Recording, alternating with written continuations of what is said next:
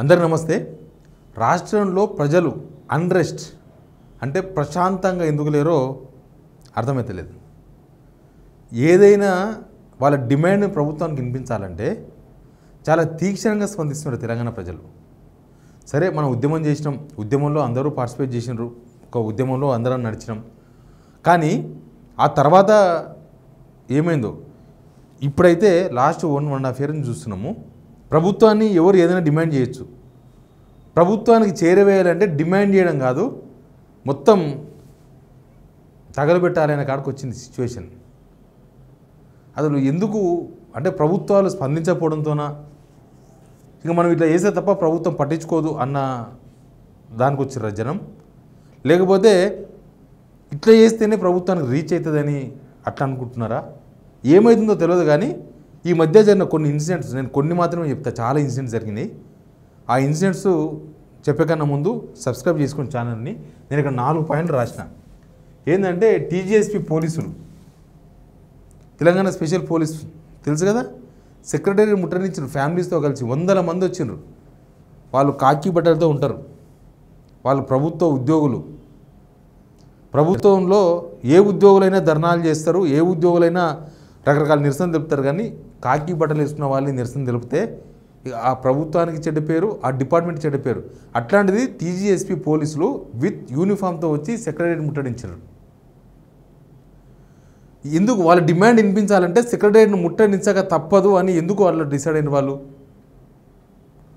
Same time లగచర్లో ఏమైందో మీకు తెలుసు కదా, ఏకంగా అటాక్ చేసిండ్రు. వాళ్ళ బాధ, దానిలో వాళ్ళ బాధను ఎక్స్ప్రెస్ చేస్తున్నారు. ఆ బాధను ఎక్స్ప్రెస్ చేయడంలో ఏకంగా అటాక్లే చేస్తున్నారు. లగచర్ల కలెక్టర్ ఎంబడి పడ్డారు, పారిపోయింది కలెక్టర్. తర్వాత అక్కడ స్పెషల్ ఆఫీసర్ వెంకటరెడ్డి మీద దాడి జరిగింది, ఆర్డీఓ. 40-50 మంది లగచర్ల రైతులందరూ పోయి జైల్లో ఉన్నారు. ఆ రోజు రాత్రి లగచర్ల రైతుల మీద కరెంటు బంద్ చేసి మామూలుగా కొట్టలేదు పోలీసులు, పోయి కసి తీర్చుకున్నారు పోయి. అట్లే రాజోలి ఇథనాల్ ఫ్యాక్టరీ చూసినారు కదా, మొత్తం ఆ కాంట్రాక్టర్ బండ్లు, అక్కడ ఉన్న కంటైనర్స్ మొత్తం తగలబెట్టేసారు, మొత్తం ఉల్టా పల్టా చేసారు కార్లను. సేమ్ నిర్మల్ జిల్లా దిల్వర్పూర్లో కూడా ఇథనాల్ ఫ్యాక్టరీ వద్దు మా ఊర్లో అని ఏకంగా ఎంఆర్ఓ కారును ఉల్టా పల్టా ఎత్తేసినారు. ఏది ఒక కారును సామాన్య జనం వాళ్ళెవరు రోజు పొద్దుగాలేస్తే జిమ్లో పూట పోతే కాదు, లేకపోతే ఏదో రోజు ప్రాక్టీస్ కాదు. కానీ వాళ్ళ నిరసనను ఇది అసలు అది మనం ఊహించుకోలేము. అసలు కార్యక్రమం అనేది అసలు అది మనం ఊహించుకోలేం. కార్లు ఎత్తేయడం, ఉల్టా పల్టా చేయడం కార్లను, రైతులు, వాళ్ళు సామాన్య రైతులు అంటే వాళ్ళు అంత తీక్షణంగా స్పందించారు. నేను చెప్పిన ఈ 4 సంఘటనలు కూడా, ఈ 4గిట్లో ఇక్కడ రైతులే, ఇక్కడ రైతులే, ఇక్కడ రైతులే, ఇక్కడ పోలీసులు అంత తీక్షణంగా స్పందించారంటే రాష్ట్రంలో అన్రెస్ట్ అనేది క్లియర్ కనబడుతుంది.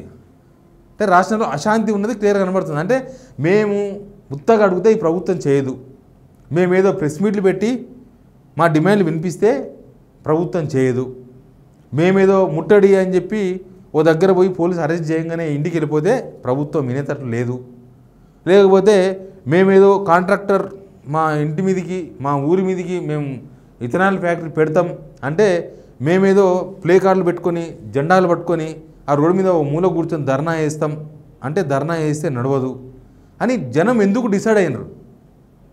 ఇది జనం ప్రాబ్లం అనుకోవా మనం? ప్రభుత్వం ప్రాబ్లమా? ప్రభుత్వం ప్రాబ్లం ఇది. ఒకప్పుడు కమ్యూనిస్ట్ పార్టీలలో బాగా ఉద్యమాలు చేసేవాళ్ళు. ఈ రాజకీయ పార్టీల కంటే ఎక్కువ కమ్యూనిస్ట్ పార్టీలలో కింద గ్రామ స్థాయి నుంచి రాష్ట్ర స్థాయి వరకు వాళ్ళు చాలా ఉద్యమాలు చేశారు.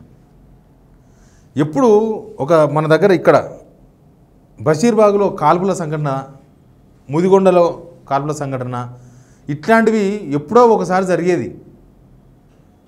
మామూలుగా కొంత ప్రజాస్వామ్యయుతంగానే చేసేవాళ్ళు, కొంత న్యూ డెమోక్రసీ వాళ్ళు మాత్రమే కొంచెం అగ్రెసివ్గా ఉండేవాళ్ళు కమ్యూనిస్ట్ పార్టీల్లో, మిగతా వాళ్ళంతా చూసి చేసేవాళ్ళు.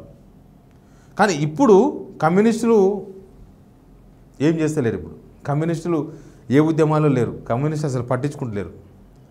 కానీ అసలు ఏ రాజకీయ పార్టీ పట్టించుకుంటలేదు. ఇప్పుడు నేను చెప్పిన ఈ 4 సంఘటనలో ఏ రాజకీయ పార్టీతో సంబంధం లేదు. వాళ్ళ కడుపు నొప్పి, వాళ్ళ బాధ, వాళ్ళలో ఉన్న ఆవేశం, వాళ్ళ సమస్యను ప్రభుత్వం దృష్టికి తీసుకుపోవాలి. మేము ఇట్లా చేస్తే తప్ప ప్రభుత్వం దిగొచ్చేటట్లేదు, మేము ఇట్లా చేస్తే తప్ప ప్రభుత్వం మా సమస్యను అడ్రస్ చేసేటట్లేదని జనం అట్లా డిసైడ్ అయినారు. మన బ్లడ్లో ఆవేశం ఉంటుంది, మన బ్లడ్లో ఆలోచన ఉంటుంది, మన బ్లడ్లో ఆక్రోశం ఉంటుంది, అన్నీ ఉంటాయి. తెలంగాణ బ్లడ్లో ప్రేమ కూడా ఉంటుంది, శాంతి కూడా ఉంటుంది, ఇవన్నీ ఉంటాయి. కానీ ఈ ప్రేమ, శాంతి ఇవన్నీ పోయి డైరెక్ట్గా ఆవేశం వస్తుంది. ఈ ఆవేశానికి కారణం కూడా ప్రభుత్వమే, పట్టించుకోకపోవడం. మీకు ఈ కంపెనీ ఎత్తేపిస్తాం, అప్పటికే వాళ్ళు వ్యతిరేకిస్తున్నారు. అక్కడున్న జనం ఓట్ల కోసం అని చెప్పి వాళ్ళను మేము దీన్ని తీసేపిస్తామని చెప్పారు. గవర్నమెంట్లోకి వచ్చినాక తీసేపిస్తలేరు. ఇక్కడ దిల్వర్పూర్లో తీసినప్పుడు వాళ్ళు మిగతా ఏరియాలలో వ్యతిరేకిస్తున్న దగ్గర ఆ ఇథనాల్ ఫ్యాక్టరీ ఎందుకు తీయలేదు? అది వాళ్ళ కోపానికి కారణం కాదా? అంటే గవర్నమెంటు అర్థమైతే జనాలకు అర్థమవుతాలని చెప్పాలి. దీనివల్ల నష్టం లేదు, దీనివల్ల ఏం జరగదు, మేము బాధ్యులమని. కానీ వీలే ఎలక్షన్ ముందర మేము ఎత్తేపిస్తామని చెప్పారు కదా. కాబట్టి వాళ్ళు ఆక్రోశానికి వస్తారు. ఎందుకు రారు? 100% వస్తారు. అదే జరిగింది అక్కడ. ఇప్పుడు ఇక్కడ ఎంఆర్ఓ కారు ఎత్తేసిన, రాజోలులో ఆ కాంట్రాక్టర్ కారులో ఎత్తేసిన, లగచర్ల భూసేకరణ ప్రజాభిప్రాయ సేకరణలో కాంగ్రెస్ కార్యకర్తలు జొర్రబడి మాకు వద్దు, మాకు ఇక్కడ ఏ ఇండస్ట్రియల్ పార్క్ వద్దు అంటే లేదు మేము ఒప్పుకుంటున్నాం అని చెప్పి అసలు రైతుల అభిప్రాయాన్ని తొక్కిపడేసే ప్రయత్నం చేస్తే లగచర్ల రైతులు తిరగబడ్డారు. కలెక్టర్ మీద, ఆర్డీఓ మీద. టీజీఎస్పీ పోలీసులు ఇక్కడ దాకా ఎందుకు వచ్చారు? ఒక క్రమశిక్షణ గల డిపార్ట్మెంట్లో ఉన్న వాళ్ళు, పోలీస్ డిపార్ట్మెంట్ అంటే క్రమశిక్షణ మారిపోయారు. దానిలో చాలా రూల్స్ ఉంటాయి, సర్వీస్ రూల్స్. అసలు కొద్దిగా మిసుకుతేనే సస్పెండ్ చేస్తాడు పోలీస్ డిపార్ట్మెంట్. మిగతా డిపార్ట్మెంట్లో అంతా ఉండదు. దీనిలో చాలా సున్నితమైన జాబ్ అది. అట్లాంటిది వాళ్ళు సెక్రటేరియట్ ముట్టడికి వచ్చారు ఫ్యామిలీస్తోనంటే వాళ్ళ ఆక్రోశం, వాళ్ళ ఆక్రందన ప్రభుత్వం పట్టించుకోలేదని అర్థం. ఎందుకు పట్టించుకోలేదు ప్రభుత్వం? ప్రభుత్వం అంటే కళ్ళు ఉండాలి, చెవులు ఉండాలి, వినాలి, చూడాలి. మనం చూడలే గ్రూప్ 1 అభ్యర్థులు, వాళ్ళ సమస్య కనీసం ప్రభుత్వం పట్టించుకోలే, వినలే. అసలు వాళ్ళు పిలిచి వాళ్ళు రోడ్డు మీద ధర్నా చేస్తున్నారు, వాళ్ళ ప్రాబ్లం ఏంది పిలిచి మాట్లాడలే కదా. పిలిచి మాట్లాడి మరి ఏంది మీ ప్రాబ్లం ఏంది, ఇట్లా కాదు, ఇట్లా సాధ్యం కాదు, ఇట్లే సాధ్యమైంది, ఏదో విషయం చెప్పాలి కదా. ఏం చెప్పలే. అప్పుడు వాళ్ళు పెద్ద లొల్లి చేయాల్సి వచ్చింది. ఇట్లా ప్రభుత్వం వ్యవహరిస్తున్న తీరుతోనే రాష్ట్రంలో అన్రెస్ట్ వచ్చింది. రాష్ట్ర ప్రభుత్వం ఏంటంటే మా ఇల్లు చూస్తున్న జూబ్లీహిల్స్లో మంచిగా ఉంది, మా ప్యాలెస్, మినిస్టర్స్ క్వార్టర్స్, పోలీసులు బయట ఉన్నారు, మేము లోపల ప్రశాంతంగా ఉన్నాం, అంతవరకే చూస్తున్నారు తప్ప రాష్ట్రం అంతా ఏం జరుగుతుంది, వీళ్ళంతా ఎందుకు జనమంతా అన్రెస్ట్గా ఎందుకున్నారు, ఎందుకు అశాంతితో ఉన్నారు, ఎందుకు ఇంత అగ్రెసివ్గా స్పందిస్తున్నారు జనం, దాన్ని అర్థం చేసుకోలేకపోలేదు ప్రభుత్వం. అక్కడ తేడా వచ్చే ఇవన్నీ జరుగుతున్నాయి. దీనికంతా కారణం ప్రభుత్వమే, నో డౌట్. వాళ్ళ ప్రభుత్వం మీదే వాళ్ళ ధర్నా, వాళ్ళ నిరసన, వాళ్ళ ఆక్రోశం అంతా కూడా. ఎనీవే తెలంగాణలో మాత్రం అన్రెస్ట్ ఉంది.